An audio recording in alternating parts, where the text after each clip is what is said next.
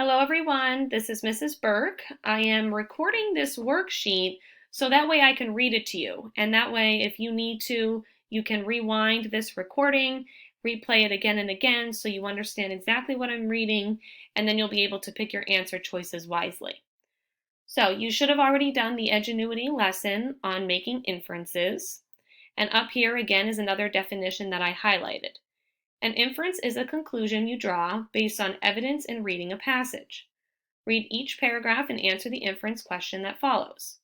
So I'm going to read the passage, I'm going to read the question and the answer choice for all four of them, and then what I want you to do is just to jot down what your answers are, and you're going to send those answers to me so that way I can give you feedback.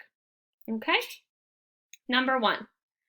Maggie was getting ready to walk to school. She put on her coat and grabbed her backpack. As she was leaving, her mother said, "I love you, be careful." You can infer that Maggie is in kindergarten or first grade, Maggie lives close to school, or Maggie is never late for school.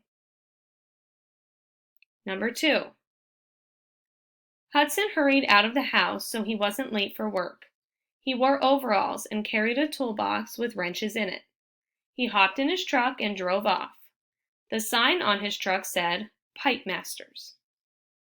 You can infer that Hudson is an auto mechanic, Hudson works as a plumber, or Hudson is a truck salesman. Number 3. Nicole came out of the elevator in her apartment building. She ran to the curb and held up her arm to hail a taxi. When she hopped in, she said, "Please take me to 345 45th Street."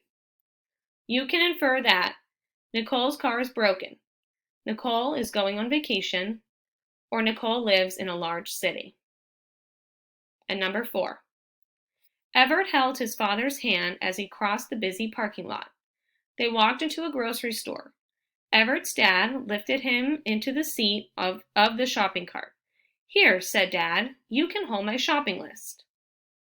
You can infer that Everett's dad does not shop often, Everett's dad needs help with the shopping, or Everett is very young. So like I said, you can go back and re-listen to me reading this, and then you'll be able to listen to me reading the question and the answer choices. As you can see, I did cross off one answer choice, so you only have to pick between 3 of them for numbers 1, 2, 3, and 4.